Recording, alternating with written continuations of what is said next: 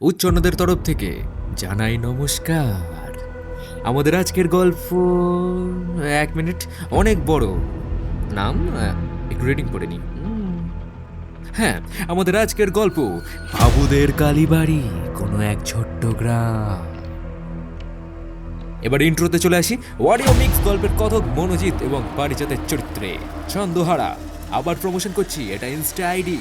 রেনুর চরিত্রে সুস্মিতা সমাদ্দার, ঋদ্ধির চন্দন হালদার, পুরোহিতের চরিত্রে সুকান্ত বৈদ্য, রমার চরিত্রে ভয়েস অফ প্রিয়াঙ্কা, ডিজাইনিং এ আরে জানোই তো, আগের গল্প তো নিশ্চয়ই শুনেছ, লেখনি।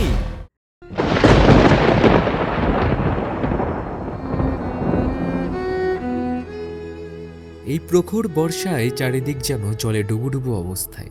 চারিদিকে চাষিদের হাহাকার কাণ্ড, তাদের সব চাষের ক্ষেত জলে আজ ডুবন্ত।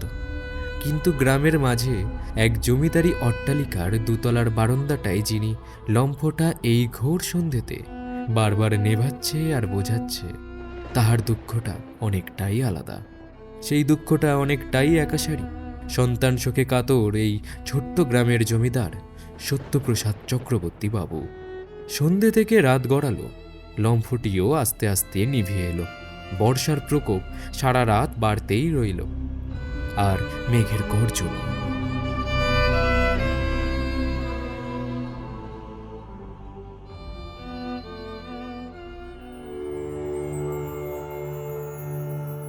সত্যপ্রসাদ, এই সত্যপ্রসাদ, এই জমিদার। ওহ, এত আলো কেন? কে তুমি? কেন আমায় পুজো করিস আর আমায় চিনতে পারছিস না? মা, এ কি সৌভাগ্য! তুমি আমার ঘরে। শান্ত হ আর শোন আমার কথা। তোর গ্রামে চাষিদের এমন অভাব, আর তুই তাদের কথা না চিন্তা করে সন্তান শোকে ক্লান্ত। আমার তো কেবল একটি সন্তান হোক, সেইটুকু তোমার কাছে চেয়েছিলাম। সন্তান শোকের বেদনায় আমার যে কিছু ভালো লাগে না মা। শান্ত হ সত্য, আমি তোকে বরদান দিচ্ছি, তোর দুটি সন্তান হবে, একটি ছেলে আর একটি মেয়ে। আর শোন, আমার পুজো চাই এই গ্রামের মানুষের কাছ থেকে। আমার একটা মূর্তি তুই পাবি তোর ওই উবাকুলের জঙ্গলে, আর সেখানেই যেন আমার মন্দির প্রতিষ্ঠা হয়। আর মনে রাখবি, যেদিন পুজো হবে সেদিনই আমার মূর্তি বিসর্জন হবে। আর প্রতিবার একই রকম মূর্তি তৈরি করে পুজোর বিধি পালন করবি। কেন মা? আমি তোমায় পুজো করে সব সময়ের জন্য কেন রাখতে পারবো না মা? সেটা সময়ে যাদের জানা তারা ঠিক জেনে যাবে। সত্যের হঠাৎ স্বপ্ন ভেঙে যেতে ঘেমে স্নান করে গেছেন, আর তার সাথে তার ভারী নিঃশ্বাসও পড়ছে। সত্যপ্রসাদবাবু আস্তে আস্তে একটু শান্ত হতে খেয়াল করলেন, সকাল হয়ে গেছে। রামু, রে রামু, আহা, আগে কথাও বলুন বলুন। তোর মিনু কর্তা আমাকে ডাকতো। আগে আগে। মিনু এই বাড়ির একটিমাত্র কর্ত্রী, মানে সত্যবাবুর বউ। তিনি সারাদিন ঠাকুর ঘরে কাটান, নিজের সন্তান না পাওয়ার শোকে। কিছুক্ষণ পর দেখা গেল একজন ঘোমটা মাথায় সত্যবাবুর ঘরে ঢুকলেন। হ্যাঁ জমিদার মশাই, ডেকে পাঠিয়েছিলেন? হ্যাঁ মিনু, কাল কি হয়েছে জানো? এই বলেই সত্যপ্রসাদবাবু তার পত্নীকে সব বলতে লাগলেন, আর তা বাড়ির সবার মধ্যে আলোচনা হতে শুরু করলো। এবং রীতিমতো মায়ের কথা অনুযায়ী উবাকুলের জঙ্গল পরিষ্কার করে আর সেখানে মায়ের মন্দিরের কাজ শুরু করা হলো। আর এইদিকে মিনু এবং সত্যবাবুর দুটি যমজ সন্তান জন্ম নিল, একটি মেয়ে আর একটি ছেলে। তাদের নাম হয় কেষ্টকুমার চক্রবর্তী, আর একজনের নাম হয় তিস্তা চক্রবর্তী। বেশ সবাই হাসি খুশি আছে। এরই মধ্যে মন্দিরের কাজও শেষ হয়ে গেল, সবাই আনন্দে মেতে উঠল। তবে জমিদারের মুখটাই একটু চিন্তার দাগ। তা দেখে মিনু বলে উঠলেন, কি গো জমিদার বাবু, মুখ ভার কেন? মিনু, আমি শুধু এটাই ভাবছি, যে জঙ্গলে আগে ডাকাতরা মানুষ বলি দিত, সেই জঙ্গলে মা মন্দির করতে বলল? এই জমিদার বাবু, মা যা স্বপ্নে বলেছেন, নিশ্চয়ই তা দিনের দিনে পুজো দিয়ে ভাসানের মতন কোনো কারণ আছে। ঈশ্বর যা করে কিছু কারণে করে। তুমি অত না ভেবে চলো, আমরা এবার পুজোর আয়োজন করি। জমিদারবাবু একটু হাসলেন এবং মিনুকে আলতো জড়িয়ে মন্দিরের পথে রওনা দিল। এমনইভাবে কেটে গেল বেশ অর্ধশতক। সত্যবাবুর মৃত্যু ঘটার পর বয়স্ক মিনুই সব দেখাশোনা করে। এখন তিনি নিজের হাতেই সব সামলাচ্ছেন। তাহার মেয়ে তিস্তা বাইরের রাজ্যে বিয়ে করে শিফট হয়ে গেছেন। 2-3 বছরে একবার বাড়ি ফেরেন। তবে কষ্টের বিষয় মিনুর এটাই যে তাহার পুত্র কেষ্টকুমার আর তাহার পুত্রবধূর ভ্রমণে জাহাজডুবির ফলে মৃত্যু ঘটে, আর তাদের 2 পুত্রকেই মানুষ করতে হয় মিনুকেই। পড়াশোনা সূত্রে সবাই শহরতলিতেই যায়, আর সেখানেই তারা চাকরি করে।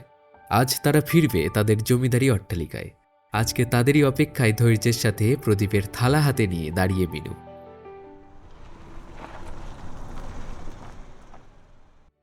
গাড়ি থেকে 2 নাতি নামলো আর ঠাম্মিকে টাইট হাক করলো। আচ্ছা বাবা, হয়েছে, এবার ছাড় আমাকে। আগে নজরটা নামিয়ে দিই। আগে আমার বড় নাতি ঋদ্ধিমান বাবা, এদিকে এসো। আচ্ছা, ঋদ্ধিমান হচ্ছে বড় নাতির নাম, আর ছোট নাতির নাম বুদ্ধিমান। এমন কিছু মেলাতে যাবেন না, বুদ্ধিমান নয়। ছোট নাতির নাম মনোজিৎ চক্রবর্তী। আচ্ছা বাবা, আমার ছোট্ট সোনা মনু, এদিকে আয়, তোর নজর নামাই। ঋদ্ধি হচ্ছেন পেশায় অভিনেতা, আর মনোজিৎ হরফে মনু হচ্ছেন কলকাতার পুলিশ ডিপার্টমেন্টের একজন সাকসেসফুল ইন্সপেক্টর। উফ মিনু ডার্লিং, দাদা না সারা দিন আমার পিছনে লাগে, শুধু কূটনীতি করে যাতে আমি তোমার আদর কম পাই। তোদের আর দুষ্টুমি কমলো না। আচ্ছা ঋদ্ধি, মনু, তোরা কি বলেছিলিস ফোনে যে আমার জন্য কি সারপ্রাইজ আনছিস? কোথায় আমার সারপ্রাইজ? দে। কি গো, এবার বাইরে এসো, আমার ডার্লিং যে অপেক্ষা করছে। মিনু ঠাম্মি বেশ আগ্রহের সাথে দেখছে কে এমন আসতে চলেছে যার জন্য এত কৌতূহল জাগাচ্ছে।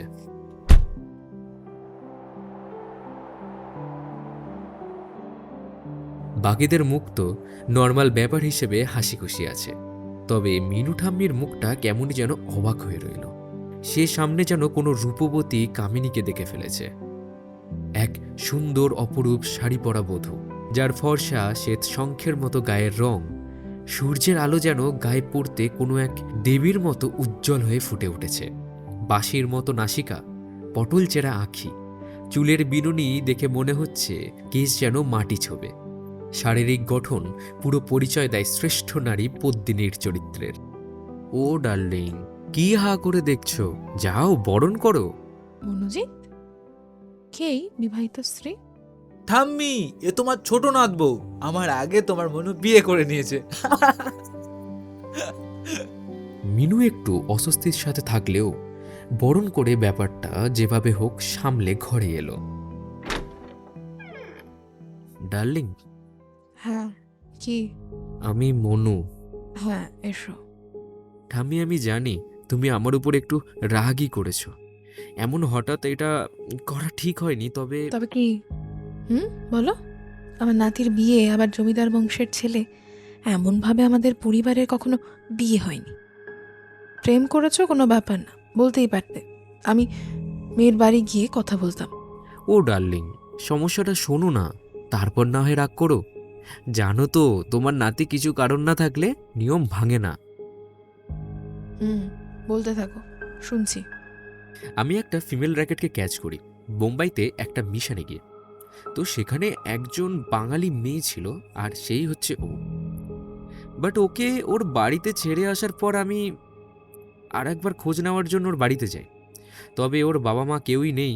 বাড়ির লোকেরা রীতিমতো যারা আছে তারা খুবই নোংরা চোখে ওকে দেখতে শুরু করেছে। আর এমন অপমান একজন মেয়ের হবে সেটা আমাদের জমিদারি রক্ত ঠিক সইতে পারল না। তাই সরাসরি তুলে নিয়ে এলাম মন্দিরে, আর বললাম আমি যদি বিয়ে করতে চাই তুমি করবে? সে কি বলল তুমি জানো ঠাম্মি? কি বললো? আমার সম্মান রাখা যদি তোমার হাত দিয়েই হয়, আর সেই হাত যদি সম্মানের মর্যাদার সিঁড়িটা বিয়ের প্রস্তাব অব্দি দেয়, তাহলে আমি সম্মানই নেব। মর্যাদা দেওয়া মিথ্যে কলঙ্ক নয়। বুঝলাম। আচ্ছা, তা নাত বউয়ের নাম কি? রমা, রমা চক্রবর্তী, আমাদের জেনারেশনের ছোট কর্তামা। চারিদিকে পুজোর জোগাড় চলছে। মিনু ঠাম্মি বেশ ব্যস্ত দেখা যাচ্ছে। রমা তারই মধ্যে মিনু ঠাম্মির পায়ে হাত দিয়ে প্রণাম করল। ওরে নাত বউ, ঠিক আছে, সবসময় দেখা হলেই প্রণাম করতে হবে না।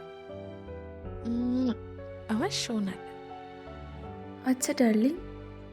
বাবা, তুমিও ডার্লিং? কেন আমি বলতে পারি না? একদম পাগলি, সব বলতে পারিস। বল, কি বলছিলিস? ডার্লিং, এত আয়োজনের তাড়াহুড়ো কি হতে চলেছে গো? তোরা কেন এসেছিস? মনু আর রিদ্ধি তোকে বলেনি? না তো, শুধু বলেছিল চলো ঘুরে আসি, এইটুকুই। সত্যি এইগুলোকে বাইরে থেকে পড়ানোর জন্যই পারিবারিক নিয়মগুলো জানেই না। আচ্ছা ঠাম্মি, তুমি বলো। রমামা, তোমার দাদুর স্বপ্নে মা রক্ষে কালী এসেছিলেন, তাই প্রত্যেক বছর কার্তিক মাসে মা কালীর পুজো হয়। এই একটা দিনই, আর সেদিন পুজোর পর ভাসান হয়। কেন একটা দিনই কেন? আর সেদিন কেন ভাসান? এমনটা তো কোনো কালী পুজোয় হয় না। এ তোমার দাদু মানে আমার কর্তার সময়কারের ঘটনা। মা কালী স্বপ্নে এসেছিলেন, তিনি যেই নিয়ম বলেছিলেন সেটাই পালন করা হয়, আর তার কৃপায় আমার সন্তান আসে। মাতৃ সুখ থেকে বঞ্চিত ওই মা সন্তান সুখ পায়। ভোরবেলা সূর্যোদয়ের সাথে সাথেই মা কালীর মন্দির খোলা হবে। চারিদিকে কাসর ঘণ্টার আওয়াজ। গ্রামের লোকেরাও এসেছেন। বুড়ো পুরোহিত ঠাকুরও এগিয়ে এলো। কর্তামা, আসুন, মন্দিরের দরজাটা খুলে দিন। না ঠাকুর, এইবার দায়িত্ব থেকে আমি বিশ্রাম নিলাম। এইবার আমাদের পরিবারের ছোট নাত বউ মন্দিরের দরজা খুলবে। সবাই একটু অবাক হয়েই দেখল। তারপর বিয়ের ব্যাপারটা মিনু প্রকাশ করতে সবাই বেশ খুশিও হলো। তারপর পুরোহিত ঠাকুর বললেন, ঠিক আছে কর্তামা, যা আপনার ইচ্ছে। এই এসো ছোট কর্তামা। রমা একটু আপত্তি করলেও মিনু আর মনোজিৎ তাহার দিকে একটু ইশারা দিতেই রমা এইবার সাহস করে এগিয়ে গেল। আর এই দিকে সূর্যোদয়ও হয়ে গেল, আর দরজাও খুলল। মায়ের একই সুন্দর রূপ, আমি রক্ষাকালীর এমন সুন্দর রূপ আগে কখনো দেখিনি। এ তো পুরো এক অন্যরকম মূর্তি, যাকে দেখেই প্রথমে একটাই ভাবনা আসবে, এটা তো সবুজ কালী। আর মাকে দেখে না মনে হচ্ছে মা হাসছে, না মনে হচ্ছে মা রেগে আছে। মায়ের মুখর পুরো যেন মধ্যম ভঙ্গিমার। আগে ছোট কর্তামা, তোমার দাদা শ্বশুরের স্বপ্নে মা যে মূর্তি প্রথমবার এই মাটিতে পাওয়ার উল্লেখ করেছিল, তার রূপই ঠিক এমনই, না রাগী না সম্পূর্ণ শান্ত, একদম মধ্যম অভিব্যক্তি। তবে ব্যাপারটা রমা শুনল তো অবশ্যই, তবে কেমনই যেন রমা একভাবে পুজো চলাকালীন মায়ের মূর্তির দিকে দেখেই যাচ্ছিল। কেমনই যেন রমা কোথাও মিশে গেছে। রমা এমন তাকানো দেখে ঋদ্ধি মনোজিৎকে ইশারা করল। উফ দাদা, ছাড় না, এমনি মেয়েটার উপর দিয়ে যা গেছে, ও যাতে ভালো থাকে তাই করুক। শুধু পুজো আর্চাই ভালো হয়ে যাবে? বিয়ের পর একদিনও কোথাও গিয়েছিস? আরে ভাই, পুজো শেষ হলে সন্ধ্যের দিকে একটু নদীর পাড়ে ঘুরে আসিস। যদি তুই আমাদের ড্রাইভারও যেতেই পারি। ঋদ্ধি এক গাল হেসে রাজি হলো। তারপর সূর্যাস্ত হতে তারা বেরোলো নদীর পাড়ে। বেশ আড্ডা চলছে, মিষ্টি একসাথে হাসির আওয়াজ চলছে। ঠিক তখনই রিদ্ধিদা, তোমরা এই সামনে যাবে বলে কত দূর নিয়ে এলে আমায়? পুজোর মাঝে এমন করে আসাটা ঠিক হলো? আমি কিন্তু খুব রাগ করবে। আমারও তাই মনে হচ্ছে রে দাদা, চল পরে আসা যাবে। এই দুধ খা বাচ্চাগুলো, যা নদীর পাড় দিয়ে একটু প্রেম করে আয়। আমি এখন গাড়িতে বসে গান শুনবো, ডোন্ট ডিস্টার্ব। চলো রমা, ঘুরেই আসি। দাদাকে চিনি, ও মানবে না কিছু। কিন্তু আরে ঠিক আছে, আধ ঘন্টা কাটাই, দেন যাব। আধা ঘন্টায় যে প্রেমের জোয়ারে রাত নামবে তা রমা কিংবা মনোজিৎ কেউই বোঝেনি। একটা শেয়ালের ডাক আসতেই রমা শিউরে উঠল আর মনোজিৎকে জড়িয়ে ধরল। মনো, তুমি চলো প্লিজ, চলো না প্লিজ, চলো, আমার খুব ভয় করছে। আচ্ছা ঠিক আছে, চলো চলো। দুজন গাড়ির কাছে এগোতে লাগলো আর বেশ কিছুটা যাওয়ার পর গাড়ির কাছে পৌঁছলো। তবে দুজনই হঠাৎ একটু অবাক হয়েই উঠল, যেহেতু রমা একটু ভয়েই ছিল, সে আর একটু বেশি ভয় পেয়ে গেল। মনো, এই মনো, দাদাভাই কোথায় গেল? হ্যাঁ সেটাই তো। দাদা, এ দাদা, কই রে? আরে টয়লেট করছি, চিল্লাচ্ছিস কেন? দাঁড়া না। বুকটা কেঁপে উঠেছিল। ঋদ্ধি ওদের সামনে এসে এবার মশকরা শুরু করলো। কি হে পুলিশ বাবু, ঘাম ছুটে গেল নাকি? শাট ইওর মাউথ দাদা। রমা খুব ভয় পেয়ে আছে, এবার বাড়ি চল। কটা বাজে কে জানে, আমি তো ফোনটাই আনিনি। চিল ব্রাদার, আমি এনেছি তো। এখন বাজে জাস্ট 9:30 PM। দাদা, কলকাতায় এটা সন্ধ্যা, তবে গ্রামে এই তো রাত। হে মা, আমি তো ভুলেই গেছিলাম। কি ভুলেছো?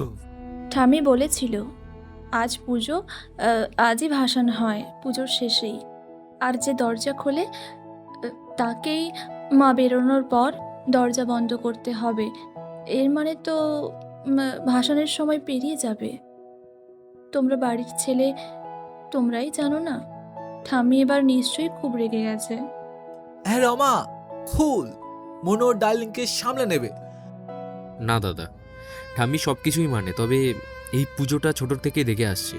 ঠাম্মি খুবই সিরিয়াস, কারণ বলেনি কোনোদিন। আমরা বাইরে মানুষ তাই হয়তো গুরুত্ব দিই না, তবে বাদ দে দাদা, তুই তাড়াতাড়ি গাড়ি বার কর। চল চল, এক্ষুনি চল। ওকে পুলিশ বাবু, চলুন গাড়ি করে। গাড়ি স্টার্ট করে ওদের গাড়ি জঙ্গলের পথে প্রবেশ করলো আর আস্তে আস্তে জঙ্গলের ঘন অন্ধকারে মিশে গেল। তবে অন্যদিকে মিনু বেশ চিন্তিত। ঠাকুর, এ কি বিপদ ঘনাচ্ছে? ওরা একটু বাইরে যাবে বলে গেল, আর এখনো কোনো খবর নেই। জয় মা কালী। মা, চিন্তা করো না, সব ঠিক হয়ে যাবে। কি চিন্তা করব না ঠাকুর? আজ অব্দি এমন হয়নি পুজোর পরে সঙ্গে সঙ্গে ভাসান, সেখানে 2 ঘন্টা পেরিয়ে গেল, এখনো তাদের হদিশ নেই। আমার আফসোস হচ্ছে কেন আমি রমাকে বলে মন্দিরের দরজা খোলালাম। ডার্লিং, আমরা এসে গেছি। উহু! মিনু হঠাৎ ঋদ্ধির গালে ঠাটি এক চড় মারল। চারিদিক চড়ের আওয়াজে সব যেন স্থির হয়ে গেল। ঠাম্মি, তুমি আমার মারলে? ঋদ্ধি, তোমাদের সব ছোট থেকে ক্ষমা করেছি, তবে এটা কোনো মতে নয়। তোমরা জানো আমি কতটা যত্নের সাথে, খেয়ালের সাথে এই পুজোটা করি। সরি। ঠিক আছে সোনা, যা হাত পা ধুয়ে নে, ততক্ষণ ভাসানের ব্যবস্থা শুরু করি। ঠাকুর, তুমি সব জোগাড় করো। আগে সব বেশ দেরিতে হলেও জোগাড় তো হচ্ছিল। তবে হঠাৎ হাঁপাতে বাড়ির কাজের লোক পারিজাত মিনুর কাছে ছুটে এলো। কর্তামা, তাড়াতাড়ি চলুন। কি হয়েছে পারিজাত? আমার বউটা কেমন করছে, ওর মুখ দিয়ে রক্ত বেরোচ্ছে, তাড়াতাড়ি চল। চল ঠাকুর, তুমি বাকিদের একটু ডেকে নিয়ে আসো। এই বলেই মিনু দৌড় দিল পারিজাতের থাকার ঘরে। যতক্ষণে সে পৌঁছালো, সে দেখল পারিজাতের বউ চোখ খুলে শুয়ে আছে, মাথাটা জানলার দিকে, যেন মনে হচ্ছে বাইরে দলা বেলগাছটা এত সুন্দর দেখতে লাগছে, আর সেটা সে বেখেয়ালে দেখেই চলেছে। মিনু হাঁপাতে এই অবস্থা দেখতে থাকলো, আর পিছন দিক থেকে পুরোহিত বাড়ির বদ্যিকে নিয়ে এসে দেখতে বলল। বদ্যি পরীক্ষা করে বলল, পারিজাতের বউ আর বেঁচে নেই। যেই মেয়ে পুজোর জোগাড় করলো, এমন রক্তভূমি হয়ে মরল কিভাবে? কর্তামা, আর ভাসান দেওয়া তো সম্ভব নয় যতক্ষণ না এই ঘর দিয়ে এই মৃতদেহটা বেরোচ্ছে। আজকের ভাসান ব্রত করতেই হবে। মিনু যেন কেমন ঘেমে যাচ্ছে। মিনু কিছু বোঝার আগেই সব যেন ওলটপালট হয়ে গেল। ঠিক আছে, আমি ঘরে যাচ্ছি। কেমনই যেন মিনুর মুখভঙ্গিমা। পুজোর সময় যেমন আনন্দ ছড়াচ্ছিল, এখন ঠিক বিপরীত। কোনো বিপদের ঊর্জার আভাস জানাচ্ছে। ঠাম্মি, পারিজাত আর ওর বাড়ির লোক যা করার করে নিক, তুমি আর রাত জেগো না, ঠিক আছে? হ্যাঁ ঠাম্মি, তোমায় চলো, আমি রুমে দিয়ে আসছি। মনু আর রমা একটু বিশ্রাম নিক। ঠিক বলেছ রীতি দাদা, তোমরা বিশ্রাম নাও। আমি মন্দিরের পাশের ঘরে না হয় শুয়ে পড়ছি। আর ছোটো কর্তামা, তুমি একবার গিয়ে একটু বাদে মায়ের কাছে ক্ষমা চেয়ে এসো। যতই হোক তুমি তো একটা ভুল করেছো। আরে কালকে যাবেন হয়, ছাড়ো না। ঠাকুর যা বলছে তাকে করতে দাও। আর রমা, একটু বাদে তুমি একা গিয়ে মায়ের দর্শন করে আসবে। এবার তোমরা চলো। মনোজিৎ আর রমা খাটের পাশে বসে রইল। কিছুক্ষণ সব চুপচাপ। হঠাৎ রমা বলে উঠল, এই জানো, আমার বোধহয় যাওয়াটা উচিত হয়নি। যদি না যেতাম আগেই ভাষণটা হয়ে যেত। কেন করতে গেলাম আমি? বোধহয় মায়ের প্রকোপই এটা। রমা, শুয়ে পড়ো, শুয়ে পড়ো। এদিকে এসো তো, কাছে এসো একটু। দুজন দুজনকে জড়িয়ে ধরলো আর একে অপরের দিকে তাকালো। তোমার সাথে আমার দেখাটা ভাগ্যের জন্যই হয়েছে। তবে তোমাকে স্বামী হিসেবে পেয়ে আমি সত্যি খুবই ধন্য। বিশ্বাস করো, এইভাবে আগলে রেখো সারা জীবন। রাখবো প্রিয়ে, সারা জীবন রাখবো। এই কথা বলতে বলতে হল রুমে ঘড়ির ঘন্টা বাজার আওয়াজ এলো, আর রমা মনোজিতের বুকে মাথা রেখে একটু আবদারি করে বসলো। মনো, আমার খুব খারাপ লাগছে। আমি মায়ের কাছে গিয়ে একটু ক্ষমা প্রার্থনা করতে চাই। আর ঠাকুরও তো তাই বলেন। আচ্ছা ঠিক আছে, চলো, আমিও যাচ্ছি। না মনো, আমি মন্দিরে একটু একাই সময় কাটাতে চাই। তবে রাত হয়েছে তো। রীতিদা তো বলল ঠাকুর ঘর দিয়ে মন্দিরে দেখা যায়। তো তুমি আমার হাতের টর্চটা খেয়াল রেখো, ঠিক আছে? আমি ওইটা ঘরের দিক করে মন্দিরের থেকে জ্বালিয়ে রাখবো। আর এমনিও ঠাকুর মশাই ওইখানে আসেনি। মনোজিৎ রমার কপালে আলতো চুম্বন করল আর তাকে দরজা অবধি পৌঁছে দিল। আর তারপর বারান্দার ঘর থেকে লক্ষ্য রাখল রমার দিকে। মন্দিরের সামনে রমা পৌঁছে একটু থেমে গেল। তার একটু কেমন গাটা কেঁপে উঠল। যেই মন্দিরে সকালে এতটা পজিটিভ ঊর্জা ছিল, তার চারিদিকে কেমনই যেন এখন অন্ধকার। দরজার চাবি চাওয়ার জন্য ঠাকুর মশাইকে ডাকতে গেল, তবে ঠাকুর মশাই নেই। ঠাকুর মশাই মনে হয় বাথরুমে গেছে। দেখি দরজার পাশে চাবি আছে কিনা। বাহ, এ কি, দরজাও তো শুধু শিকল। মা বোধহয় রাগ কমিয়েছে। যাই, মায়ের সাথে একটু সময় কাটাই। মন্দিরের ভিতরের জানলাটা একটু ফাঁকা করে টর্চটা বাড়ির দিকে করে রাখলো, মনোজিৎকে যেমন বলেছিল সেটা পালনের জন্য। দূর দিয়ে মনোজিৎ সেটা ফলো করছিল। তারপর বেশ কিছুক্ষণ এইভাবেই কেটে গেল। মনো একটু নিশ্চিন্ত হয়ে একটা সিগারেট ধরালো।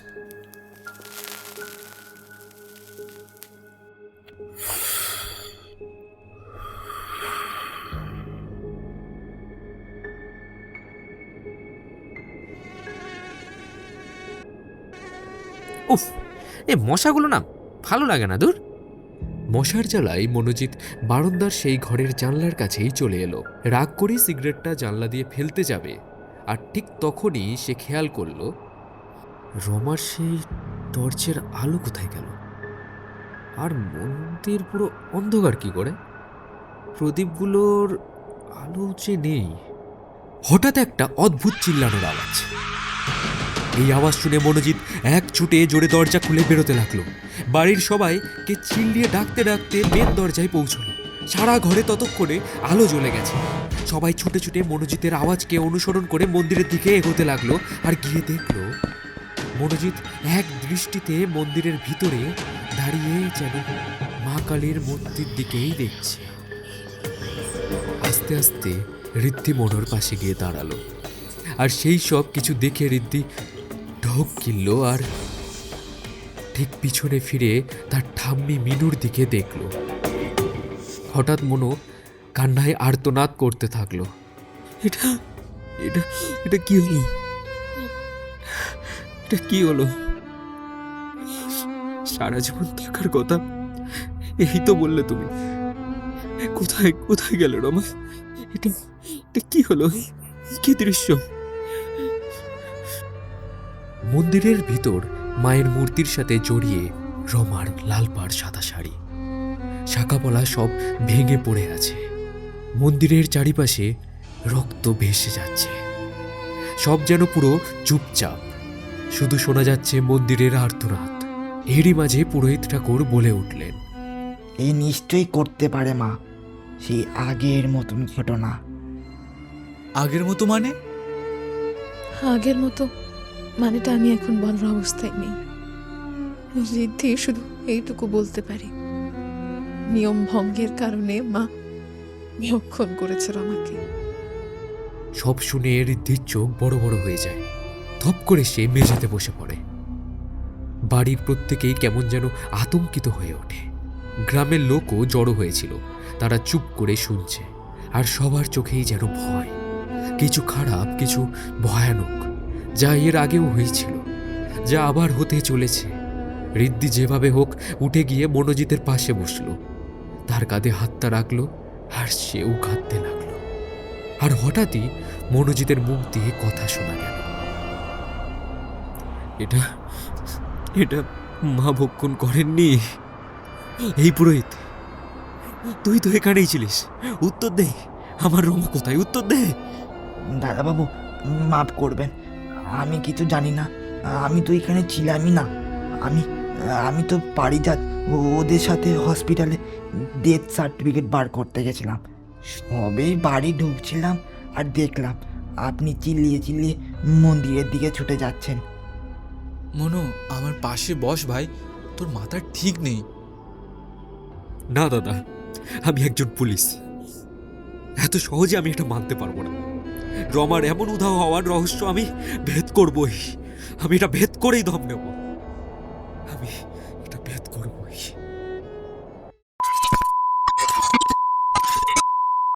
দ্বিতীয় পার্ট এর অবশ্যই আসবে, তবে প্রথম পার্ট যদি দর্শকদের ভালো লেগে থাকে, শ্রোতাগণ নিজেদের ফিডব্যাক দেবেন। আর তার সাথে যদি মনে হয় সেকেন্ড পার্ট আসা উচিত, তাহলে ফিডব্যাক লিখে ব্র্যাকেটে লিখবেন নেক্সট পার্ট চাই। নমস্কার, আবার দেখা হচ্ছে।